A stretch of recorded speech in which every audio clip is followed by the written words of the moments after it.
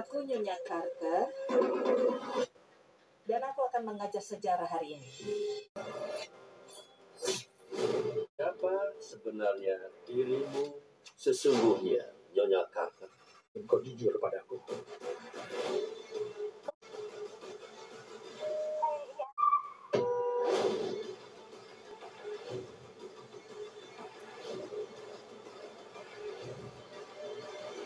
Ini adalah kisah tentang polisi wanita yang menyamar masuk ke dalam kelompok perampok bersenjata yang kabur bersama seorang anak perempuan kecil sahabat rampoknya demi mendapatkan kehidupan yang normal, namun tak sengaja dalam pelariannya satu tas penuh batangan emas terbawa olehnya.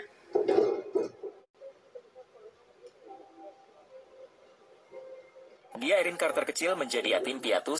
Linda membela Kate dan saat sedang bertengkar tiba-tiba markas mereka digerebek polisi bersenjata.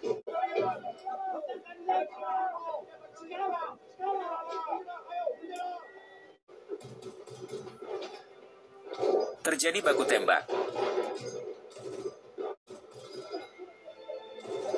Linda melihat Kate dan menyadari sesuatu bahwa Kate lah polisi yang menyamar. Linda tertembak dalam baku tembak itu. Kate berencana kabur dengan mobil pelarian tapi teringat Harper, anaknya Linda. Kate pun membawa Harper kabur dengan mobil pelarian yang sudah disiapkan para perampok dan di dalamnya ada satu tas penuh emas curian.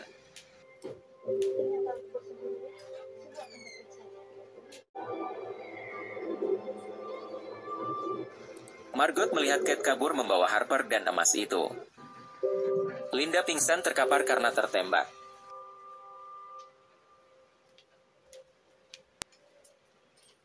Kate menghubungi atasannya menyalahkan tim khusus yang menyergapnya karena terjadi tembak-menembak. Kate berharap penyergapannya tidak perlu ada korban. Atasannya menyuruhnya kembali. Kate tidak akan ditahan, tapi Kate memilih pergi untuk menghilang.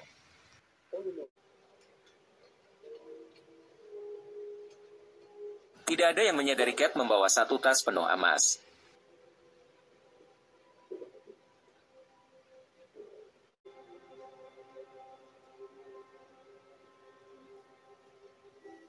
Bahkan Kate pun baru menyadari mobil yang dibawanya terdapat satu tas penuh emas.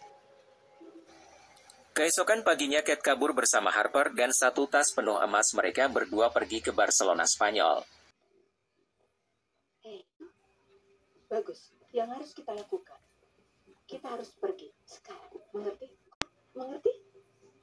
Jadi kau mau pakai sepatu kan?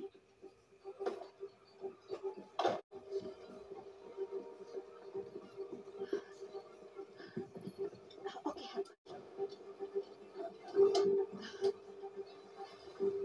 Ini uangnya. Mereka berdua naik kapal penyelundup dan berhasil tinggal di Barcelona. Kate Jones mengganti namanya sebagai Erin Carter selama tinggal di Barcelona. Erin Carter dan Harper bersembunyi di Barcelona sebagai ibu dan anak. Berprofesi sebagai guru pengganti di sekolah anaknya, dan Kate sudah menikah dengan seorang perawat. Erin memiliki teman dekat Olivia sebagai sekretaris di sekolah anaknya. Aku senang sekali kami berakhir di Barcelona. Saat sedang latihan menari untuk pertunjukan drama sekolah, Harper berkelahi dengan teman laki-laki di panggung.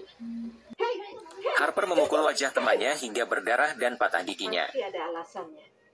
Dikeluarkan dari drama musikal.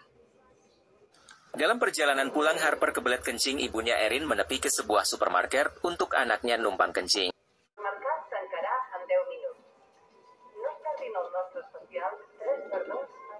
Menit lagi. Oh, baiklah, terima kasih. Harper bilang terima kasih. Dasar.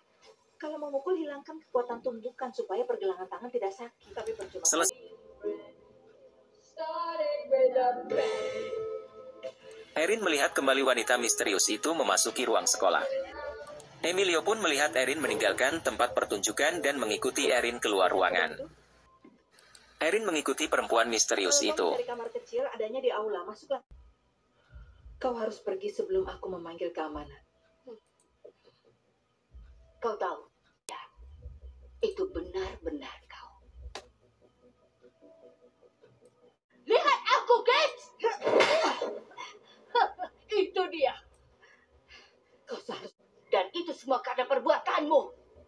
Margot menunjukkan dirinya dan marah kepada Erin karena nyalah dia gagal merampok uang gajian karyawan supermarket itu dan menyebabkan temannya tertembak dan meninggal.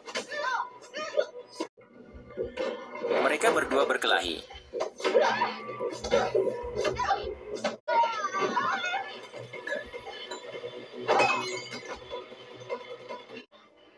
Aku tidak boleh menyakiti anak itu. Aku akan membawanya. Kalau tidak, mereka... Margot mencekik Erin dan berkata akan membawa Harper, anak sahabatnya Linda, dan Erin pun takut kehilangan Harper sehingga menusuk leher Margot hingga tewas. Emilio memergoki Erin dan membantu Erin menyingkirkan mayat Margot. Dia wanita yang di supermarket. Waktu kita cuma 15 menit untuk membereskan dan mengeluarkan tubuh itu dari sini.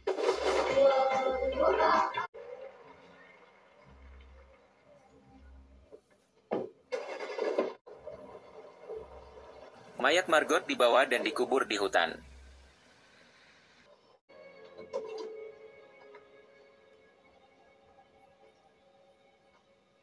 Ini harus cukup dalam. Ayo.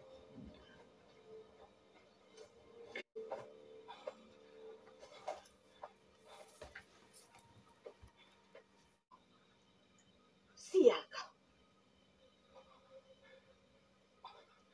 Maksudku, istri dari sahabatku sendiri. Kita praktis adalah keluarga. Dan juga aku dalam masalah. Aku telah bergaul. Bagaimana jika aku tidak ingin membantumu? Emilio membantu Erin agar Erin mau membantu urusan Emilio.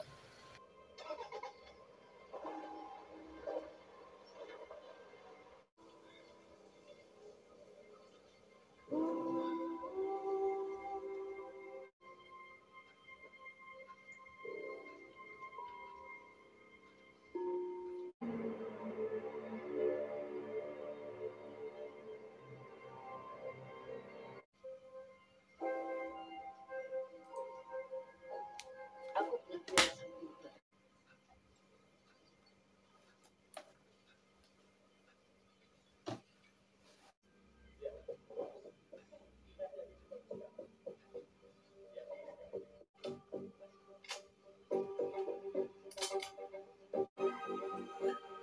Harper memergoki Erin memiliki senjata api yang disimpan di loteng rumahnya.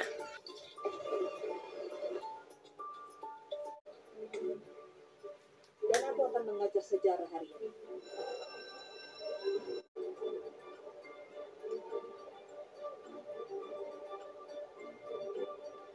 Erin terbayang-bayang kejadian semalam saat dia membunuh Margot di ruang kelas itu.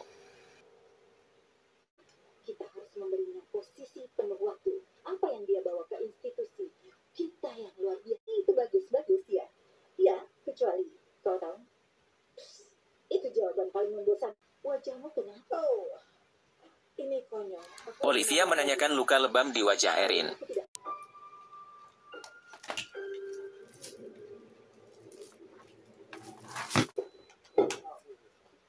Erin mengundang Penelope untuk datang ke rumahnya ikut barbekyuan, tetapi Penelope menolaknya mentah-mentah. Erin kesal. Erin menyadari Harper seperti ketakutan melihat sesuatu di luar sebuah pintu.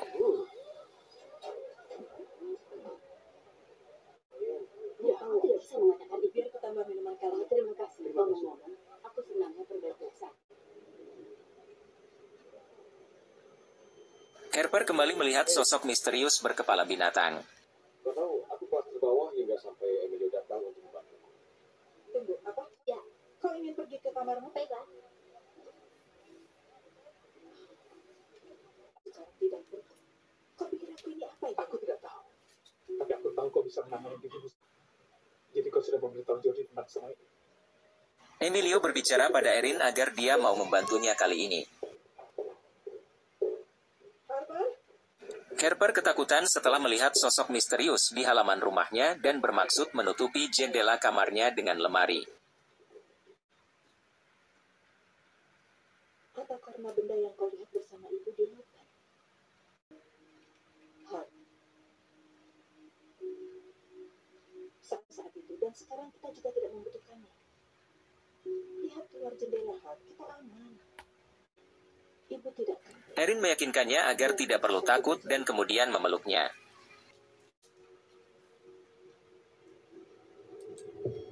Saat dipeluk Harper mulai teringat kejadian masa kecilnya saat dibawa pergi oleh Cat Jones, teman ibunya. Terima kasih ya, senang bertemu dengan Anda.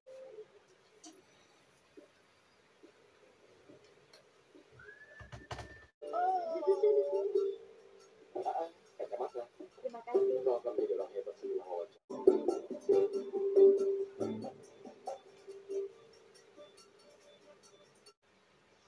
Dan kalian punya waktu 30 menit untuk menjawab pertanyaannya. Lakukan Erin yang mendapat pesan SMS dari Emilio agar membantunya siang ini. Erin memiliki murid yang tidak mau belajar dan sengaja merusak nilai ujiannya. Murid itu sengaja menantang Erin. Tapi Erin menanggapinya dengan bijak dan minta Olivia agar bisa mempertemukannya dengan orang tua anak itu. wawancaramu pukul 3. Bagus. Olivia mengingatkan Erin bahwa hari ini Erin ada interview dengan ketua yayasan untuk promosi calon guru tetap. Baiklah, ini adalah pelacak. Perangkat pengintai. Keren internetnya. Tempelkan ke internet. Apa itu istilah teknis? Oh, ayolah, yang benar saja. Harusnya kita tidak lakukan percakapan ini. Jadi, siapa nama pengacara itu? Benicio Agustin, kau harus bisa masuk dan pergi ke kantornya di lantai 2 dan mencoba untuk Tunggu. seorang ibu rumah tangga. Rex, aku ini guru. Kau tahu maksudku kan? Bagaimana kalau aku... Sekarang beritahu aku harus bagaimana. Erin pun akhirnya membantu Emilio dengan menerobos masuk ke sebuah rumah pengacara dan mencuri data rahasia yang dimiliki pengacara jahat itu.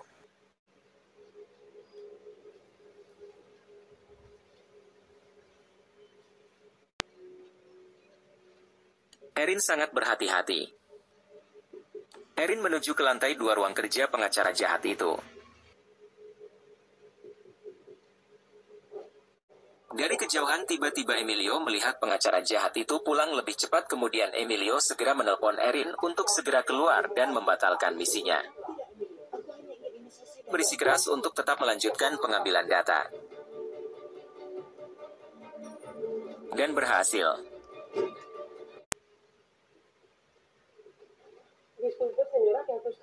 Erin kepergok pembantu rumah dan pembantu itu berteriak sehingga Erin dikejar pengacara jahat itu. Erin ditodong senjata, tetapi dengan kemampuan Erin berhasil menepis todongan senjata itu dan Erin berhasil kabur dengan melompati rumah itu ke laut.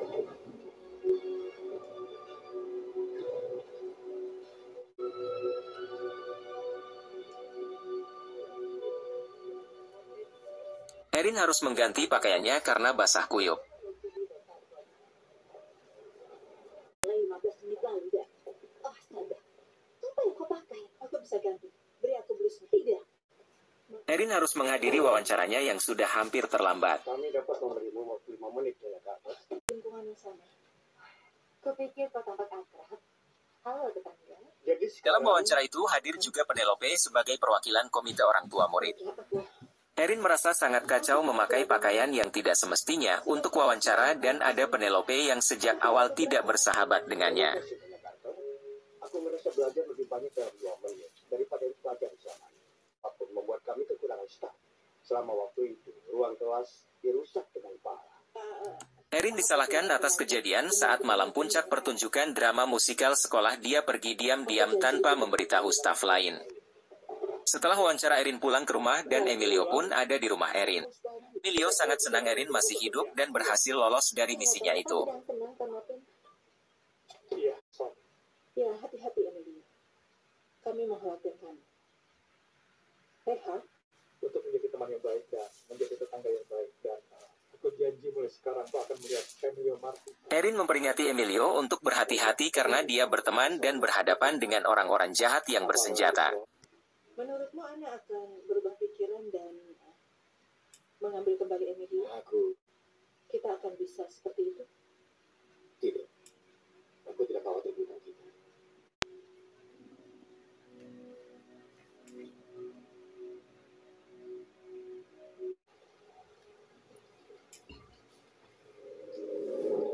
Saat hendak sikat gigi, Harper kembali melihat bayang-bayang misterius seseorang dengan bertopeng kepala binatang. Oke, tidak. Ayah dan ibunya bergegas membantu menenangkan Harper yang ketakutan. Jordi menyarankan agar Harper dibawa ke spesialis untuk berobat dan Erin menolaknya. Ada ujian kelas 4 yang akan dihadapi. Ini waktu yang sulit. Dia tidak tampak kewalahan. Kau tahu? Ya, membawanya ke spesialis hanya akan memperburuk keadaan. Iya. Aku tidak mengerti apa yang kau lakukan. Sekilas Erin teringat masa-masa bersama Harper di markas perampok saat itu. Olivia memberitahu Erin hasil wawancara itu bahwa Erin gagal promisinya dan bisa wawancara lagi setelah percobaan 6 bulan sebagai guru pengganti. Ya, aku mengacaukannya. Halo. Tiba-tiba datang Daniel, ayah dari muridnya Erin yang sengaja menggambar penis di kertas ujiannya agar nilai ujiannya hancur. Aku akan meninggalkan kalian. Ya. Nilai 0.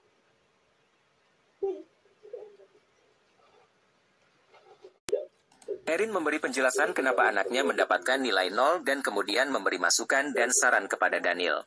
Erin menyarankan agar Daniel menyewa seorang tutor sepulang sekolah untuk membantu anaknya. Tutor setelah sekolah yang bisa membantunya. Dia ingin bantuan, tapi dia tidak tahu cara meminta.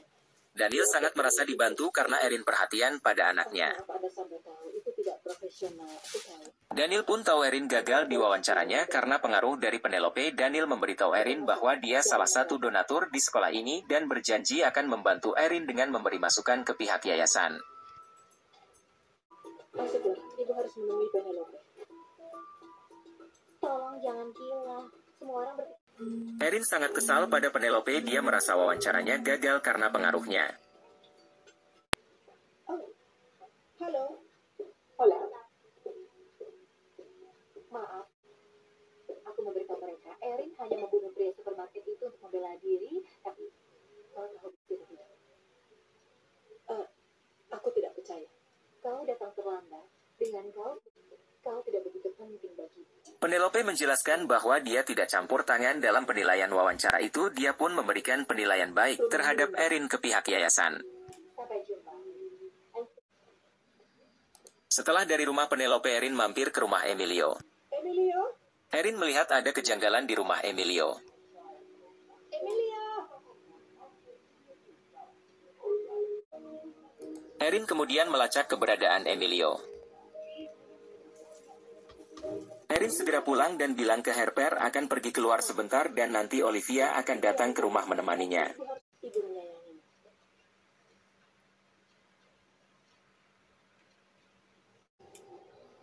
Erin pun pergi menuju lokasi tempat Emilio terlacak.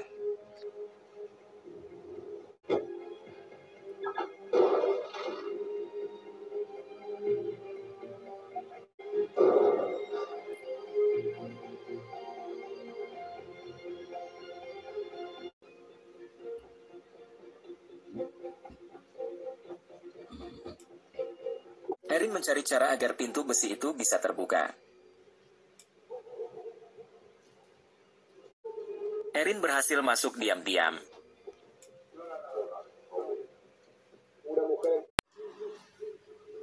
Emilio sedang diinterogasi pengacara jahat itu. Dia disiksa, disetrum, dan dipaksa memberitahu siapa wanita yang datang menerobos masuk ke rumahnya. Erin mengambil pistol setrum dan menyetrum dua penjahat itu dan membebaskan Emilio.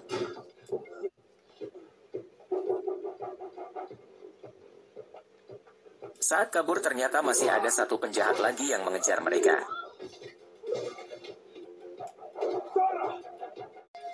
Erin berkelahi dengan penjahat itu. Di saat Erin hampir kalah, Emilio datang membantu.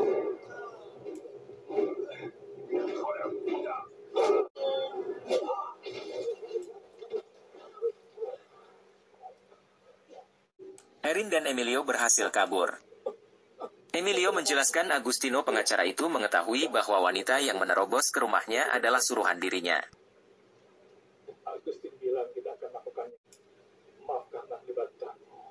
Dengar, kita harus ke rumah sakit. Tidak, tolong, tidak, jangan.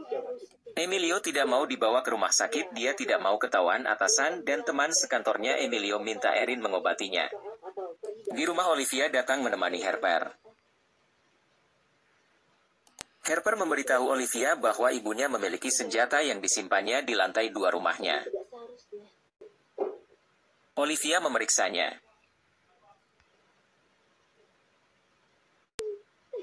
Ternyata yang ditemukan hanya pistol mainan.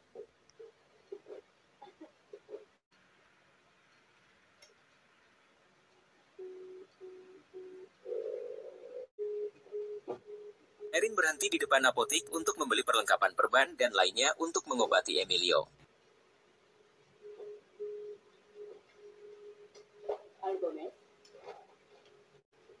Ternyata Agustino mengikuti Erin dan memfoto wajah Erin lalu pergi. Jangan kirim foto itu. Agustino mengancam Erin akan mengirim foto itu ke asistennya untuk dicari tahu siapa Erin sebenarnya atau Erin mengaku sendiri kepada Agustino siapa dirinya yang sebenarnya. Emilio menabrak Agustino dengan mobil hingga tewas dan Erin mengambil ponsel milik Agustino kabur bersama Emilio. Erin pulang ke rumah dan berterima kasih kepada Olivia karena sudah menemani putrinya. Sampai jumpa di sekolah.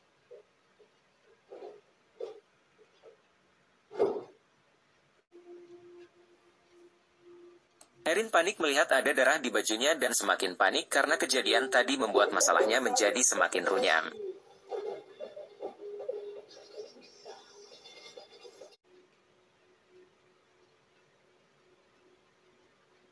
Aku tidak dapat pekerjaan.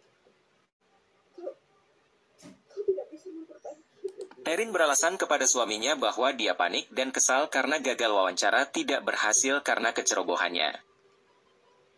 Di sebuah penjara di Inggris ternyata Linda si perampok masih hidup luka tembak saat itu ternyata tidak membuatnya mati.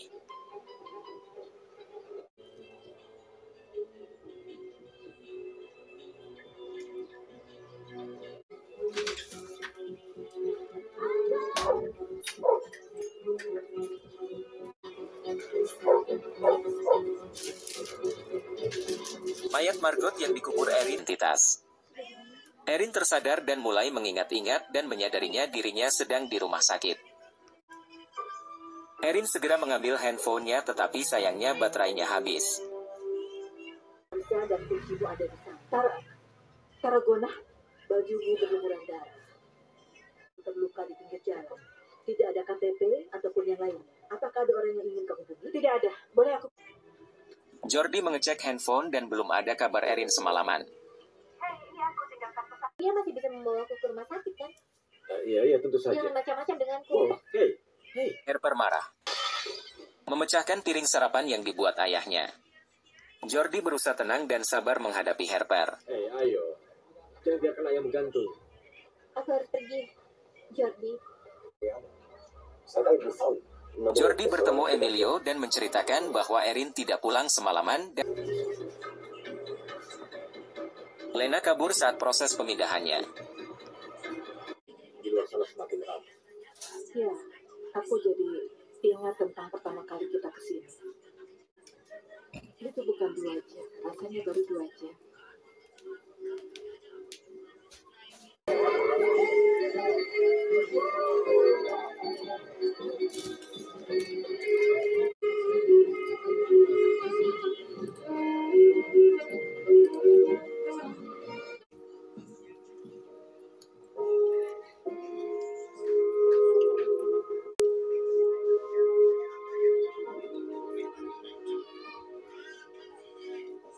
Jordi marah merasa sudah banyak kebohongan yang dibuat Erin. Jadi tidak akan bohong padamu lagi. Tidak. Aku tidak percaya padaku bahwa setelah sekian lama Harper bukan putri kita. Aku memang bohong, tapi tidak pernah Ini bukan mengkhianati. pengkhianatan. Tidak. Lalu kita berakhir di sini.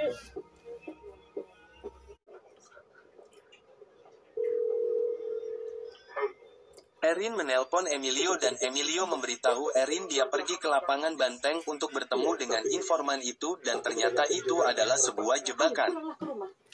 Mungkin kau benar. Tentu saja aku benar. Tunggu. Aku akan menelpon ke Barat.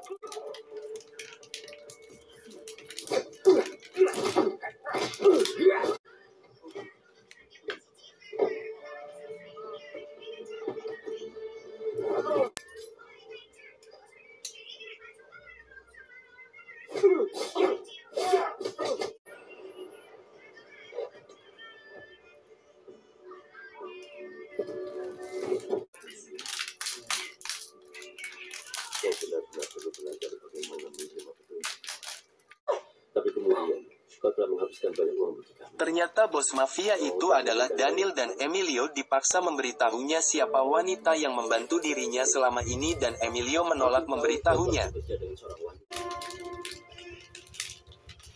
Apakah seseorang di departemenmu? Beri aku nama saja.